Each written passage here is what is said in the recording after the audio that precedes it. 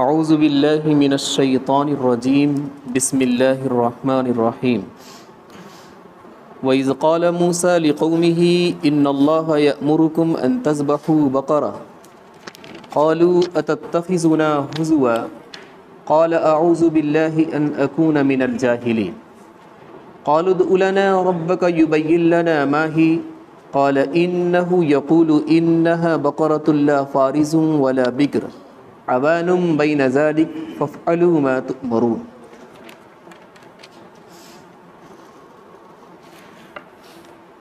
موسیٰ علیہ السلام کے زمانے میں ایک شخص کو قتل کر دیا گیا۔ اب قاتل کا پتہ لگانا تھا کہ قتل کس نے کیا۔ خاندان والے حضرت موسیٰ علیہ السلام کی خدمت میں حاضر ہوئے اور کہا کہ ہمارے گھر کا ایک آدمی قتل ہو چکا ہے، لیکن قاتل کون ہے اس کے بارے میں ہمیں معلوم کرنا ہے۔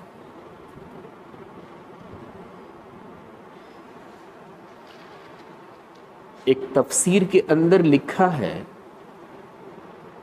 کہ ایک شخص نے اس کے گھر میں شادی کا پیغام دیا تھا۔ اس نے اس پیغام کو ٹھکرا دیا، جس کی وجہ سے جو اصل ذمہ دار تھا اسی کو قتل کر دیا۔ موسیٰ علیہ السلام نے کہا کہ ہاں پتہ چل جائے گا، ایک کام کرنا ہوگا، ایک گائے لاؤ، اسے ذبح کرو، ذبح کرنے کے بعد مردے کو گوشت سے ملاؤ، گوشت کے اندر جان پیدا ہوگی اور وہ گوشت کا ٹکڑا بتائے گا کہ ہمارا قاتل کون ہے۔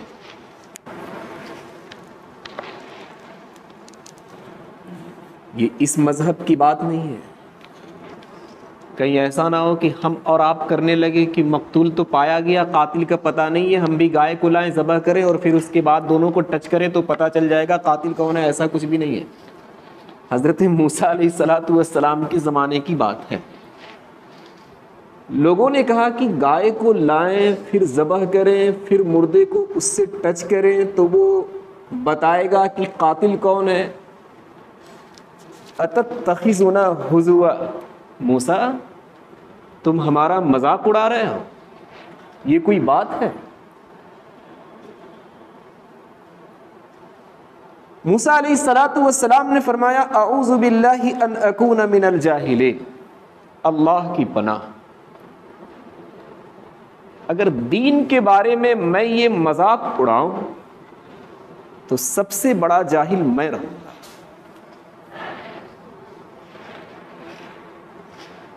موسیٰ علیہ السلام نے فرمایا کہ اللہ نے ایسے ہی حکم دیا ان تذبحوا بقرہ، ایک گائے کو ذبح کرو، تم اسے مذاق سمجھو یا جو سمجھو، یہ اللہ کا حکم ہے، میں اپنی طرف سے نہیں کہہ رہا ہوں۔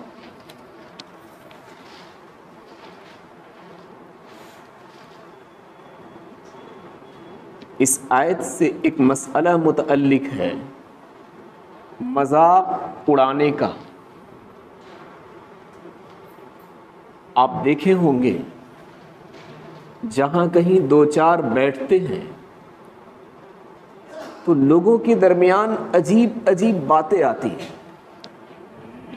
لوگ ان باتوں پر ہنسنا شروع کر دیتے ہیں، کتنے کو تکلیف بھی پہنچتی ہے اور کتنے کو بڑا مزہ بھی آتا ہے۔ یہ تقریباً ہر گلی کا اور ہر محلے کا، ہر شہر کا یہ حال ہو گیا ہے۔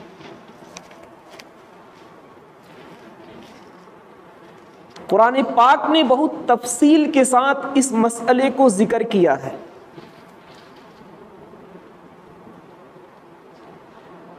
ایک مسئلہ ہے استہزاء کرنا، مذاق اڑانا. آپ اپنی زبان سے کسی شخص کے لیے ایسے الفاظ کا استعمال کریں کہ سننے والا ہنسنے لگے. یہ ہے استہزاء اور مذاق اڑانا. اللہ تبارک و تعالیٰ نے 26ویں پارے کے اندر فرمایا یا ایھا الذین آمنوا لا یسخر قوم من قوم عسى ان یکونوا خیرا منهم ولا نساء من نساء عسى ان یکن خیرا منهن ولا تلمزوا انفسکم ولا تنابزوا بالالقاب. اللہ نے فرمایا لوگوں میں سے کوئی شخص کسی آدمی کا مذاق نہ اڑائے، عورتوں میں سے کوئی عورت کسی عورت کا مذاق نہ اڑائے. اللہ تبارک و تعالیٰ نے وہاں وجہ بھی ذکر کی، اس لیے کہ تم جس کا مذاق اڑا رہے ہو سکتا ہے کہ وہ اللہ کے نزدیک تم سے بہتر ہو. عورت کو بھی حکم دیا کہ تم جس کا مذاق اڑا رہی ہو سکتا ہے کہ وہ عورت اللہ کے نزدیک تم سے بہتر ہو. تمہیں تو دل کی کیفیت کا پتہ نہیں کہ اس کے دل کا کنیکشن اللہ تبارک و تعالیٰ سے کیسا ہے، اس کے دل کا تعلق اللہ تبارک و تعالیٰ سے کتنا ہے، اس لیے تم مذاق مت کرو. اس آیت سے صاف طریقے پر معلوم ہوا کہ کسی کا مذاق اڑانا بالکل ہی حرام ہے. یہ کوئی چھوٹا موٹا مسئلہ نہیں ہے، اتنا عام رواج بن گیا ہے، اتنا عام رواج بن گیا ہے جسے ہم اپنی زبان میں کہتے ہیں کہ ہم نے اس مسئلے کو ہلکے میں لے لیا، کچھ سمجھا ہی نہیں. حالانکہ بہت بڑا گناہ ہے. آپ کی باتوں پر دوسرے لوگ ہنس رہے ہیں، لیکن جس کے لیے آپ نے بات کہی ہے اسے تکلیف پہنچ رہی ہے. اس آیت کے اندر اللہ نے مرد کو خطاب کیا کہ کسی مرد کا مذاق مت اڑاؤ، اور الگ سے عورتوں کو بھی خطاب کیا کہ تم میں سے کوئی عورت کسی دوسری عورت کا مذاق نہ اڑائے. حالانکہ قرآن کا یہ اسلوب نہیں ہے.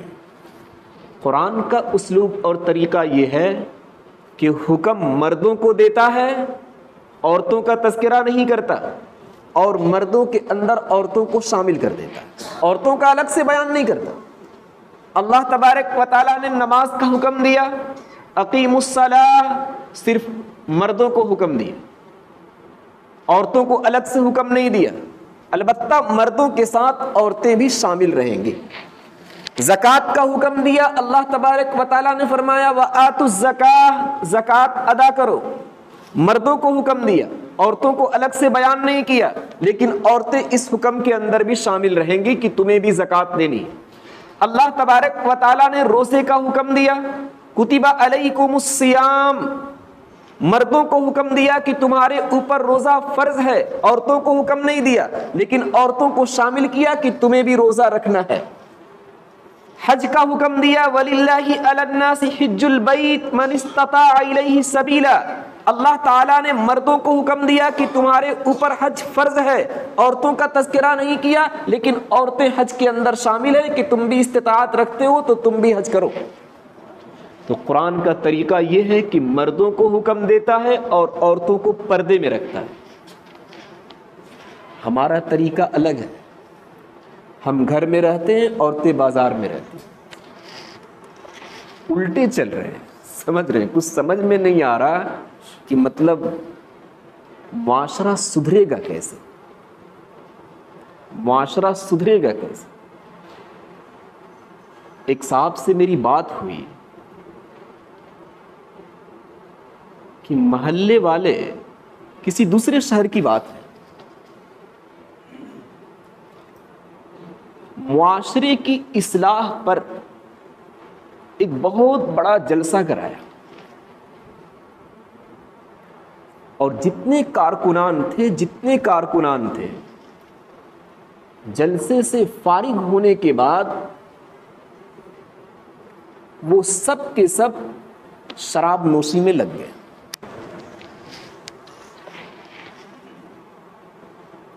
کیسے سدھرے گا؟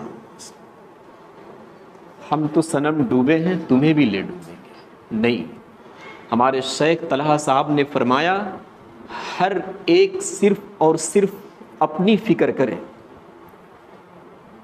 اگر ہر آدمی صرف اپنی فکر کر لے گا کہ ہمیں اپنے آپ کو سدھارنا ہے، ہمیں خود سے اپنی اصلاح کرنی ہے، ہمیں اپنے آپ کو روزے اور نماز پر لگانا ہے، ہمارا خود سے معاشرہ بدلنا چاہیے. اگر ہر آدمی اپنی فکر کر لے گا تو سارا معاشرہ خود بخود سدھر جائے.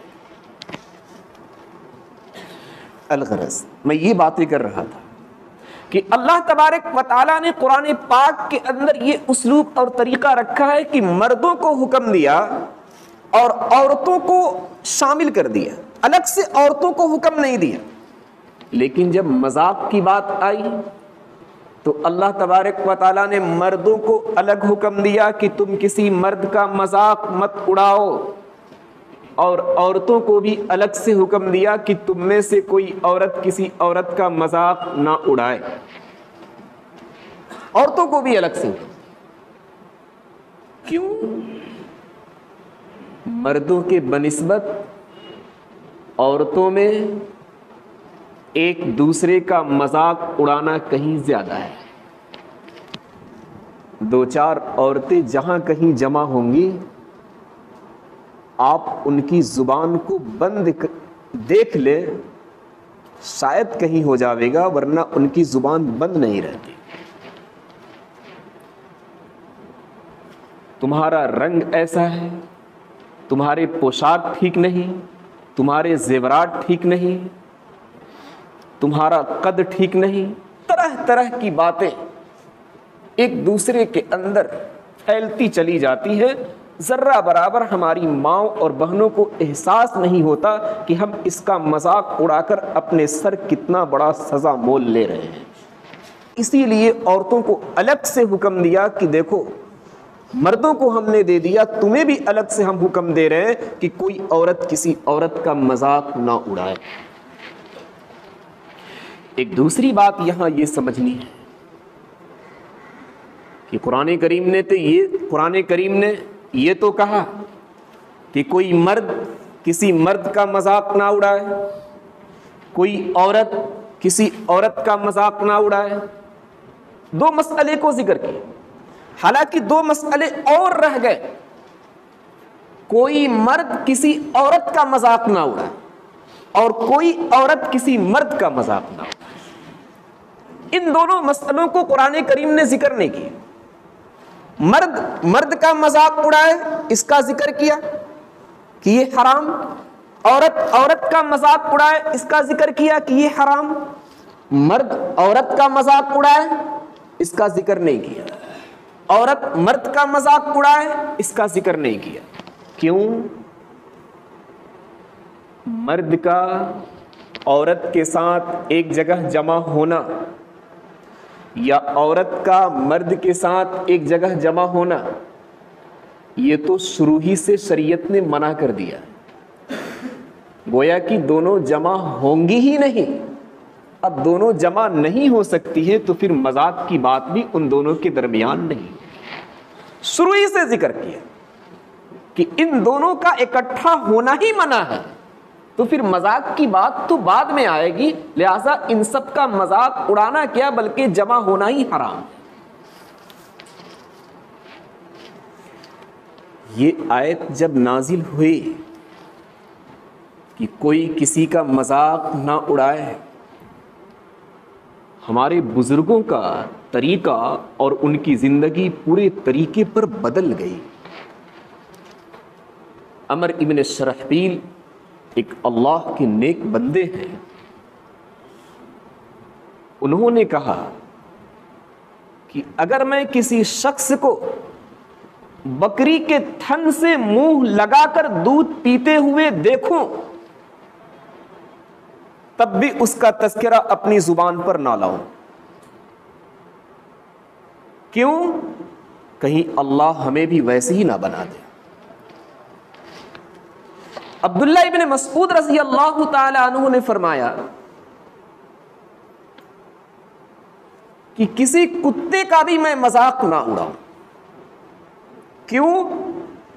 کہیں اللہ مجھے کتا نہ بنا دے.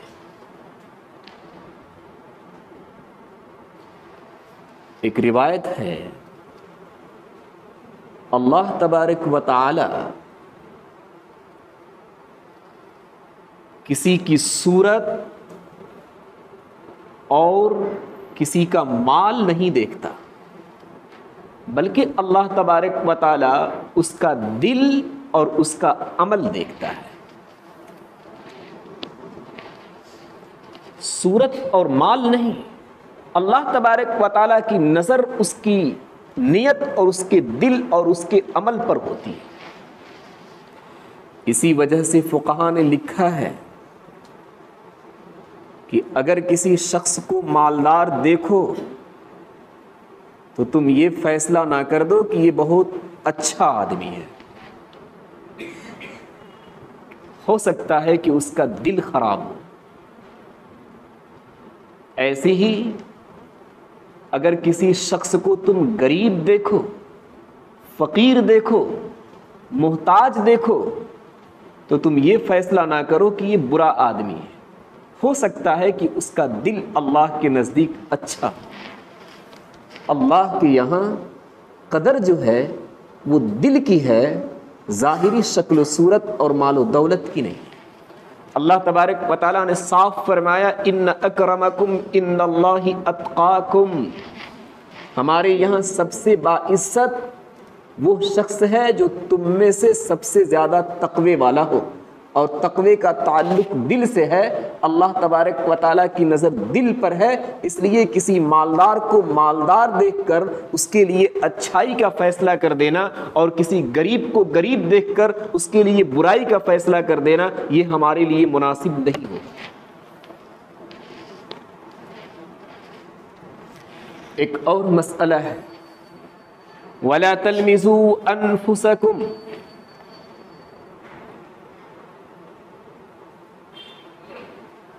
اپنے اندر عیب مت تلاش کرو. اپنے اندر عیب مت تلاش کرو. یہ آیت بالکل ویسی ہے جیسا کہ اللہ تبارک و تعالیٰ نے فرمایا وَلَا تَقْتُلُوا أَنفُسَكُمْ، اپنے آپ کو قتل مت کرو. کیسے ہوگا؟ وہ یوں ہوگا کہ آپ نے کسی کو قتل کر دیا، اس کے دوست احباب، اس کے رشتہ دار آپ کو قتل کر دیں گے. تو گویا کہ آپ نے کسی کو قتل کر کے خود کو قتل کر دیا. ایسی اللہ تبارک و تعالیٰ نے فرمایا وَلَا تَلْمِزُوا أَنفُسَكُمْ، اپنے اندر عیب تلاش مت کرو. کیسے؟ آپ دوسروں کا عیب ڈھونڈیں گے تو دوسرے سے تعلق رکھنے والے آپ کا عیب ڈھونڈ لیں گے. بزرگوں نے فرمایا فیک عیوب وللناس اعین، تمہارے اندر بھی عیب ہے اور لوگوں کی آنکھیں بھی ہیں. تم اگر دوسرے کا عیب تلاش کرو گے تو لوگ بھی اپنی آنکھوں سے تمہارے عیب کو تلاش کر لیں گے. اس لیے اللہ تبارک و تعالیٰ نے فرمایا کہ اپنے اندر عیب تلاش مت کرو. یعنی دوسرے کا عیب اگر تم تلاش کرو گے تو اللہ تبارک و تعالیٰ ایک دن ایسا کرے گا کہ تمہارے عیوب کو بھی لوگوں کے سامنے ظاہر کر دے گا. ایک تیسرا مسئلہ ہے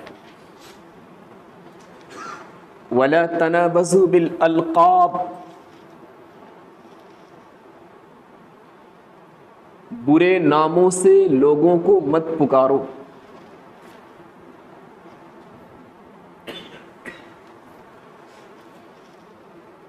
اللہ تعالیٰ نے کسی کو لنگڑا بنا دیا، آپ اسے آواز دیں لنگڑے سے، جائز نہیں. اللہ نے کسی کو اندھا بنا دیا، آپ اسے اندھا کہہ کر پکاریں، جائز نہیں۔ اللہ نے کسی کو کانا بنا دیا، آپ اسے کانا کہہ کر پکاریں، جائز نہیں۔ اللہ نے کسی کو بہرا بنا دیا، آپ بہرے کہہ کر پکاریں، جائز نہیں۔ اللہ نے کسی کے ہاتھ کو شل کر دیا، آپ لولہے کہہ کر پکاریں، جائز نہیں۔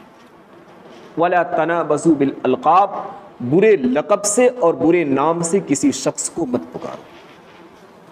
ابو جبیرہ کی ایک روایت ملی، وہ کہتے ہیں کہ آپ صلی اللہ علیہ وسلم جب ہجرت کر کے مدینۃ المنورہ پہنچے تو ہم مدینے والوں کا ماحول یہ تھا کہ ایک ایک شخص کے 3-4 نام ہوا کرتے تھے۔ ایک تو اس کا اصلی نام ہوتا تھا اور 2-3 نام ہم لوگ رکھ دیتے تھے تاکہ ہم جب اسے پکاریں تو اسے برا لگے۔ محلے میں ایسا ہوتا ہے، 2-3 نام ہم برے طریقے پر رکھ دیتے تھے۔ آپ صلی اللہ علیہ وسلم کو پتہ نہیں تھا کہ کون سا کس کا اصلی نام ہے اور کون سا برا نام ہے جسے چڑھانے کے لیے رکھا گیا ہے۔ آپ صلی اللہ علیہ وسلم نے ایک شخص کو آواز دیا اس کے برے نام سے۔ صحابہ نے کہا کہ حضرت لوگوں نے یہ نام رکھا ہے اسے چڑھانے کے لیے۔ ابو جبیرہ فرماتے ہیں کہ یہ آیت ہم لوگوں کے لیے نازل ہوئی، وَلَا تَنَابَزُوا بِالْأَلْقَابِ، کہ کسی شخص کو برے نام سے مت پکارو۔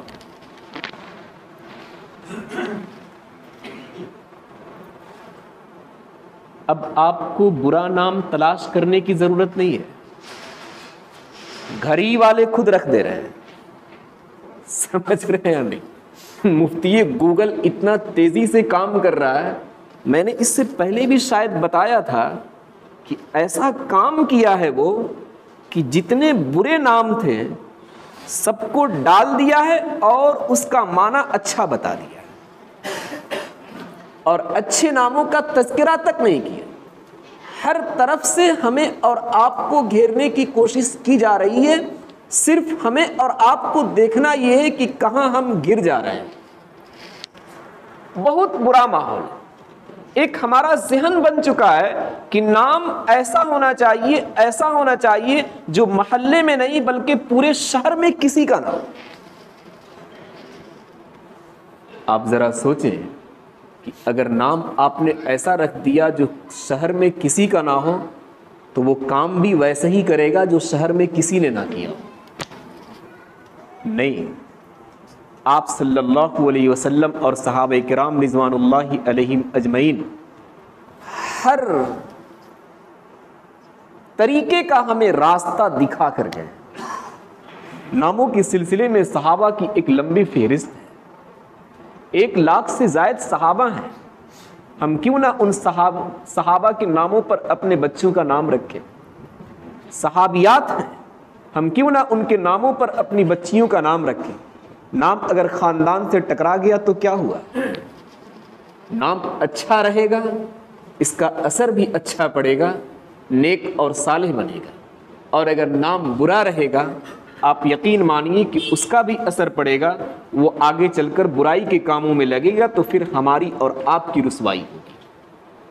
ناموں کے سلسلے میں بہت احتیاط کی ضرورت ہے، محتاط رہنے کی ضرورت ہے۔ الغرض میں یہ باتیں کر رہا تھا، وَلَا تَنَابَزُوا بِالْأَلْقَابِ، برے ناموں کے ذریعے سے ہم کسی کو آواز نہ دیں۔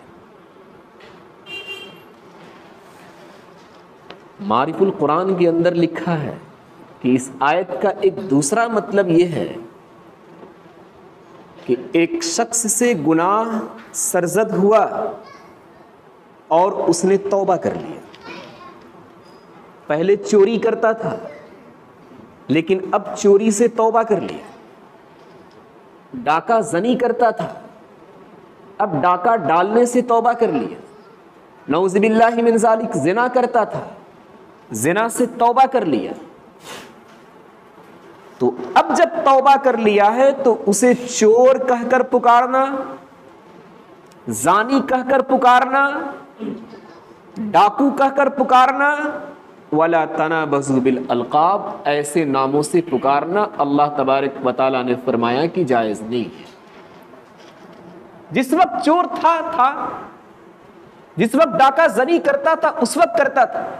اب اللہ تبارک و تعالیٰ نے اسے ہدایت دی, اپنے آپ کو بالکل الگ کر لیا, تو اب اس نام سے بھی پکارنا ہمارے لیے جائز نہیں. اب اس کا جو اچھا نام ہے جو گھر والوں نے رکھا ہے اس نام سے اسے پکارا جائے. ایک بات تو مجھے یاد آ گئی کہ ہمارے اکابر عجیب و غریب گزرے ہیں. مولانا ابو الکلام آزاد کو ہر شخص جانتا ہے. پاکستان کی ایک عدالت میں جب ان کی حاضری ہوئی تو جج نے ان کا نام پکارا, ابو الکلام. مولانا چپ. پھر دوسری مرتبہ بولا ابو الکلام. مولانا چپ. بغل والے نے کہا کہ جج آپ کو پکار رہا ہے. وہ سب تو مرد مجاہد تھے. ابو الکلام نے کہا کہ جا کر جج سے بول دو جو میرے ماں باپ نے نام رکھا ہے احمد محی الدین, اس نام سے پکارے, ابو الکلام سے نہ پکارے. ابو الکلام تو میرا نام اس وجہ سے پڑا کہ میں بات کرنے میں بڑا ماہر تھا, سلیقے کی بات کرتا تھا, لوگوں نے ابو الکلام میرا نام رکھ دیا, ورنہ تو میرا نام اچھا سا نام ہے احمد محی الدین. جج بھی گھبرا گیا کہ یہ تو قیدی پہلی مرتبہ ایسا ملا ہے جو جج ہی کے بارے میں فیصلہ کر دیا. بات کچھ اور ہے. جج کے سامنے جب کھڑے ہوئے, جج نے پورا نام لکھا, باپ کا نام لکھا. اس کے بعد جج نے کہا کہ آپ کا پیشہ کیا ہے, کام کیا کرتے ہیں؟ ابو الکلام آزاد نے کہا کہ آپ لکھیں گے؟ جج نے کہا کہ ہم لکھنے کے لیے بیٹھے ہیں. کہا کہ لکھ لیجئے, پوری زندگی انگریزوں کی مخالفت کرنا. ایسے مرد مجاہد الگ نام اچھے لیے جائیں, برے ناموں سے نہ پکارا جائے. ایک مسئلہ اور ہے کہ کچھ نام برے ہوتے ہیں اور انہی کے ناموں سے, انہی برے ناموں سے وہ لوگ مشہور ہو جاتے ہیں. ان کے علاوہ اگر کوئی اچھا سا نام لیا جائے تو لوگ جانتے ہی نہیں. تو پھر فقہا نے اجازت دی ہے کہ انہی ناموں کے ذریعے سے پکارنا جائز ہے, اس شرط کے ساتھ کہ ذلیل کرنے کا ارادہ نہ ہو, مذاق اڑانے کا ارادہ نہ ہو. چنانچہ ہمارے محدثین کی ایک لمبی چوڑی جماعت ہے, اس میں کسی کا نام ہے احدب, کبڑا, کبڑا جو ہو جاتا ہے. کسی کا نام ہے اعمش. آپ سورج پر آنکھیں ڈالیں گے تو آپ کی آنکھوں کی کیفیت جو ہوتی ہے بند ہونے لگتی ہے, تو ان کی آنکھوں کے اندر یہ بیماری تھی, لوگ انہیں اعمش کہنے لگے. کسی کا نام ہے الطویل, لمبو. کسی کا نام ہے الاصفر, زرد, پیلا. یہ سب ایسے نام ہیں کہ اگر ان کے علاوہ اصل نام کے ذریعے سے پکارا جائے ان محدثین کو تو لوگ پہچانیں گے ہی نہیں. اس لیے فقہائے کرام نے کہا ہے کہ انہی ناموں کے ذریعے سے ان کو یاد کرنا جائز ہے, صرف شرط اتنی ہے کہ آپ جب نام لیں تو اچھے ارادے سے نام لیں, ذلیل کرنے کے ارادے سے نہیں, مذاق اڑانے کے ارادے سے نہیں. آپ صلی اللہ علیہ وسلم کے زمانے میں بھی ایک صحابی تھے جن کا ہاتھ اور لوگوں سے کچھ زیادہ لمبا تھا. آپ صلی اللہ علیہ وسلم ان کو ذوالیدین کہتے تھے, اے دونوں ہاتھوں والے. تو یہ نام ایسا ہے کہ آپ صلی اللہ علیہ وسلم ذلیل کرنے کے ارادے سے نہیں کہتے تھے, مذاق اڑانے کے ارادے سے نہیں کہتے تھے. اور یہ ایسا نام ہے کہ لوگ اس نام کے علاوہ دوسرے نام سے انہیں جانتے بھی نہیں تھے, اس لیے ایسے طریقے پر اجازت ہے.